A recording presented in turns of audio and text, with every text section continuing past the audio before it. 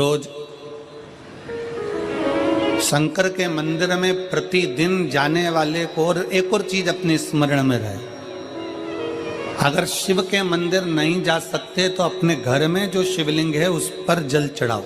और यदि आप अपने शंकर के घर में शिवलिंग पर भी जल नहीं चढ़ा पा रहे हो तो किसी बेलपत्री का वृक्ष हो, उस वृक्ष के नीचे भी जल चढ़ाओ। और कभी मौका मिल जाए, कभी भगवान शंकर की बड़ी करुणा हो जाए, भगवान शंकर की बड़ी उदारता हो जाए, भगवान शंकर की बड़ी कृपा हो जाए, बड़ी कृपा हो जाए, भगवान शंकर जिस दिन तुम्हारे ऊपर बड़ी कृपा कर दे, किसी सोमवार को 3 नियम बना लो। जिस दिन मेरा भोले बाबा तुम पर कृपा कर दे उस दिन सोमवार का एक नियम बनाओ कि महीने का एक सोमवार मुझे ऐसा करना है, 3 नियम धारण करना है महीने के सोमवार को। पहला, सुबेरे जाकर शंकर भगवान को 1 लोटा जल चढ़ाना है। दूसरा, दोपहर के समय पर जाकर मुझे बेलपत्री के वृक्ष के नीचे एक चावल का दाना रखकर बेलपत्री की 7, 11, 21, 108, 51 जितनी परिक्रमा आप लगा सकते हो वो लगाना है। और तीसरा, बेलपत्री के वृक्ष के नीचे और शंकर के मंदिर के दरवाजे पर मुझे एक घी का दीपक लगाना है। बस ये 3 नियम जिसने महीने में एक बार ले लिया, समझ लो उसको पीछे हटने की जरूरत ही नहीं, वो आगे ही बढ़े। महीने के किसी एक सोमवार का ऐसा नियम बना लो कि मुझे 3 नियम धारण करना है महीने के किसी भी एक सोमवार को। हम ये नहीं कहेंगे कि तुम सोमवार 5 पढ़ रहे हैं तो 5 को करो, 4 पढ़ रहे हैं तो 4 को करो, 3 पढ़ रहे हैं तो 3 को करो।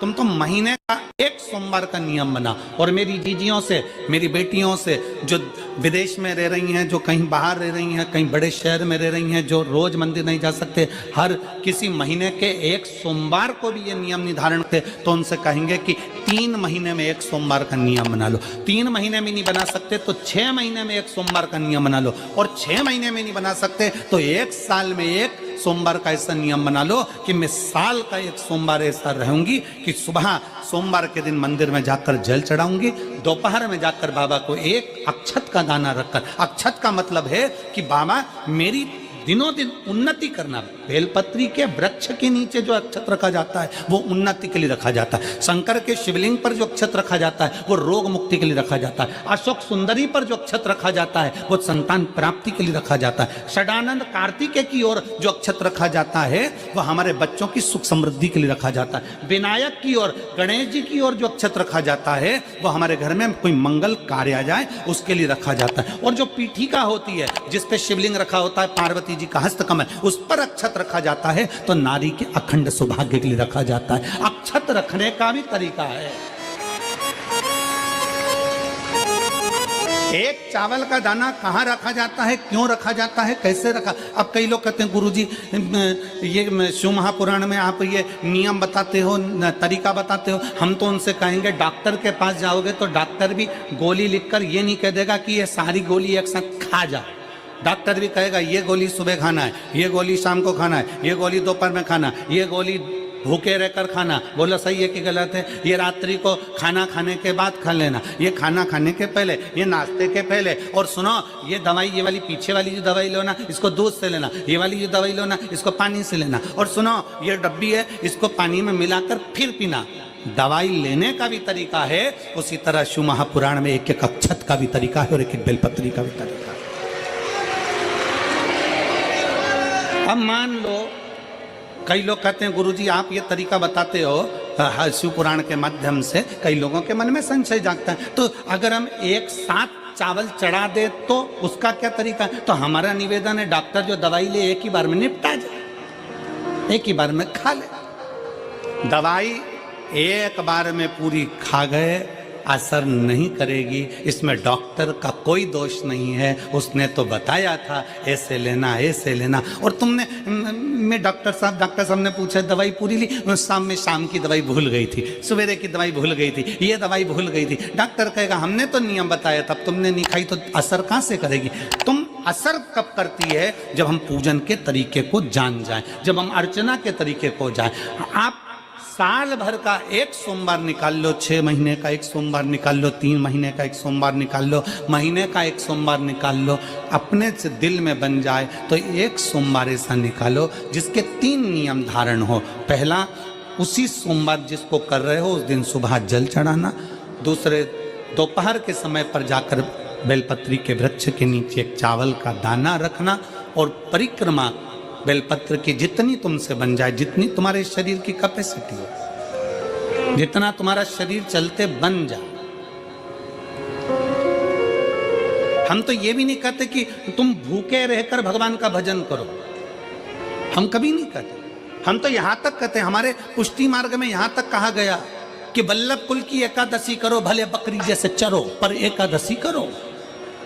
हम तो यहां तक कहते हैं कि बहुत समय से कल मेरी एकादशी है, एकादशी है, एकादशी है, एकादशी है, पूरे घर को हिलाकर रख दिया, एकादशी है, एकादशी, एकादशी है। बहू टेंशन में, बेटा डिप्रेशन में, पति पपीता ला ला के, सेव फल ला ला के, मूंगफली का दाना ला ला के, काजू कतली ला ला के, सेव फल ला ला के, और सारा सामान, साबूदाना और खिचड़ी और ना चिप्स ना जाने क्या क्या ला ला के, बेचारा पति एकादशी आती है वो नौमी से चिंता में पड़ जाता है।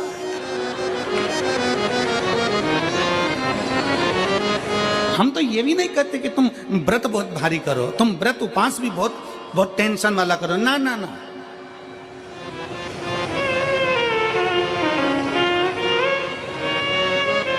अपने को व्रत उपास भी इतना बहुत बहुत भूखे रह रहे हो, बहुत प्यासे रह रहे हो, और मालूम पड़े कि भगवान हमें मिलेगा, भगवान हमें मिलेगा। भगवान कहता है कि देख भाई, मैं भी भूखा नहीं रहता, तू भी भूखा मत रहे, मैं भी चकाचक रहता हूँ, तू भी चकाचक रहे, मैं भी अपने। और भगवान शंकर तो ये भी कहते हैं कि अपना परिवार भी मत छोड़ो। मेरे पास में पार्वती भी, एक ही देवता है जो विद फैमिली मंदिर में बैठता है।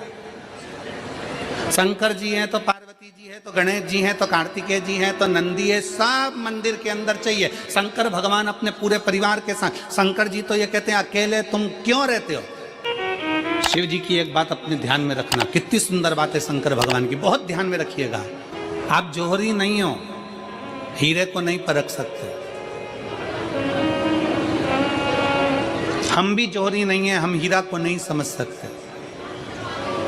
पर भगवान शंकर ने पृथ्वी पर जिसको जन्म दिया उसको जौहरी बनाकर पैदा किया है, उसको जौहरी बनाकर भेजा है कि आप भले हीरा को न समझो चलेगा, पर अपने नजदीक में कोई दुखी है तो उसकी पीड़ा को जरूर समझना। भगवान शंकर कहते हैं उसकी पीड़ा का स्मरण रखना।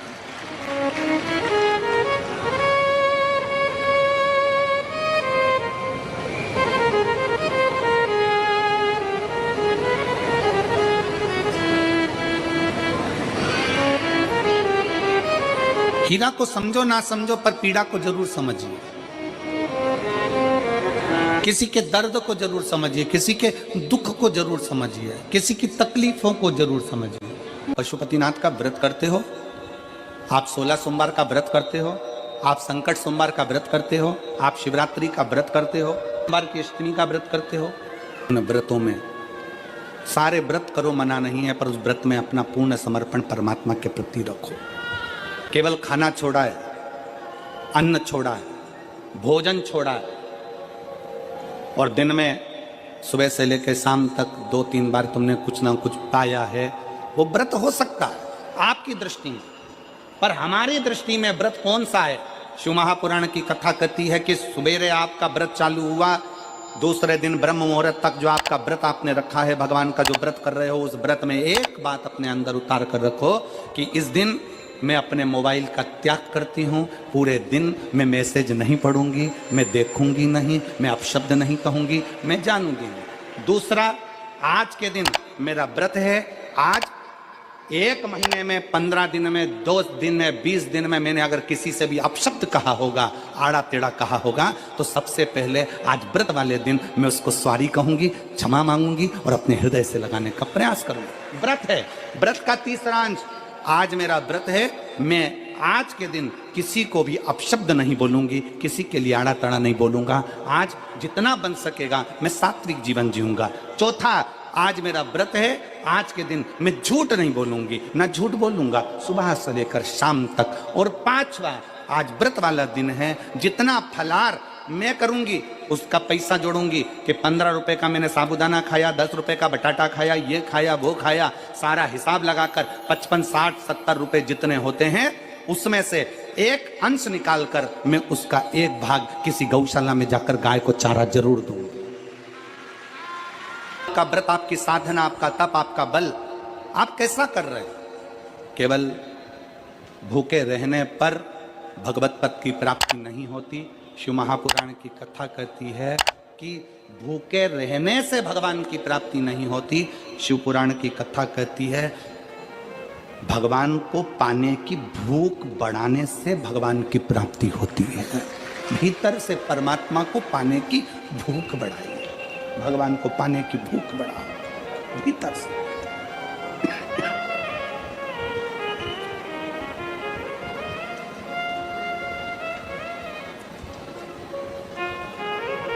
व्रत करो मना नहीं, तप करो मना नहीं, साधना करो मना नहीं, पर उस तप साधना में व्रत में परमात्मा को पाने की ललकता हो आपके भीतर, भगवान को पाने की ललकता हो आपके भीतर, भगवत पद को पाने की ललकता हो आपके भीतर, तो भगवान है। हाँ, पुराण की कथा एक बड़ी सुंदर बात कहती है, व्रत आप करते हो, उपास आप करते हो, नियम आप लेते हो, पूरा किसको करना पड़ता है? तुम्हें नहीं। व्रत आप करते हो, उपास आप करते हो, नियम आप लेते हो और पूरा देवाधिदेव करते हैं, भगवान शंकर करते हैं। बस इतना जरूर याद रखें कि जैसे कुछ प्राप्त हो भी गया तो शिव को धन्यवाद देकर शंकर के दरवाजे पर जाते रहना, यह हमारा कर्तव्य है।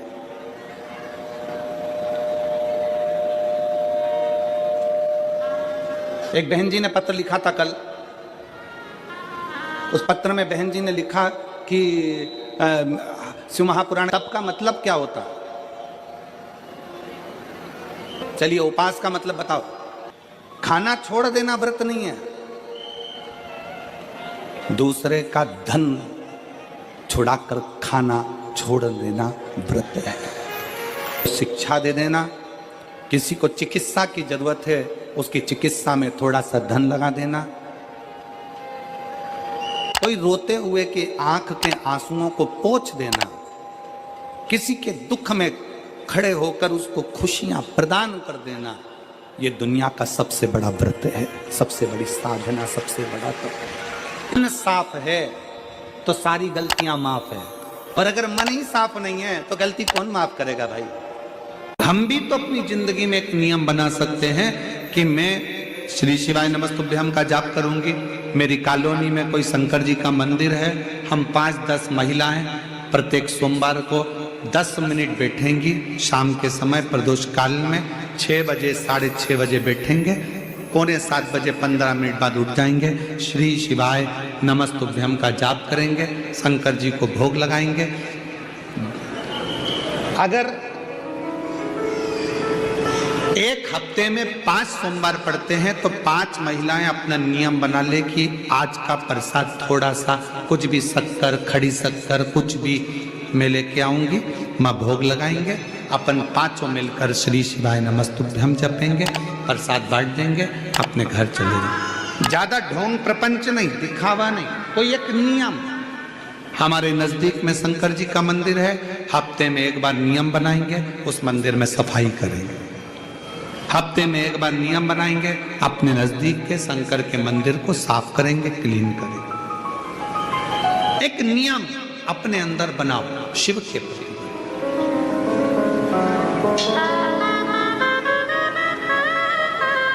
अपने भीतर जब हम नियम बना लेते हैं कि श्री शिवाय नमस्तुभ्यम जपना है, शिव को एक लोटा जल चढ़ाना है, शंकर की आराधना करना है, तो शिव हमारे लिए भी कोई ना कोई नियम जरूर बनाते हैं और हमारा कल्याण जरूर करते हैं। एक नियम बना, इस कथा को सुना, तुम्हारे पति को फल प्राप्त हो।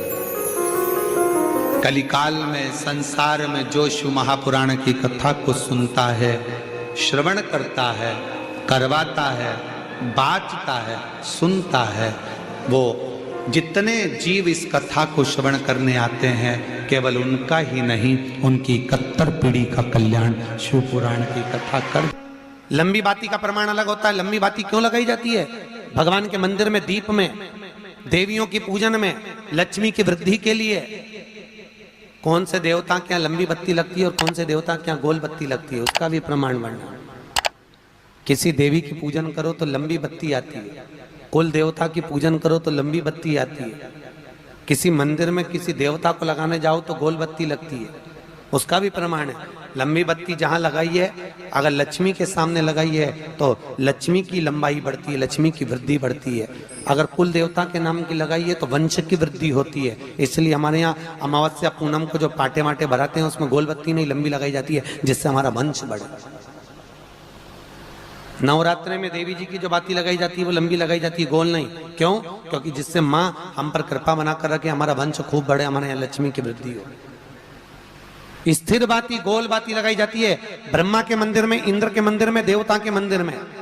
तुलसी के सम्मुख में लंबी बाती नहीं लगती, तुलसी के सम्मुख में गोल बाती लगाई जाती है महाराज, जिससे स्थिरता का भाव केंद्रित हो। स्थिर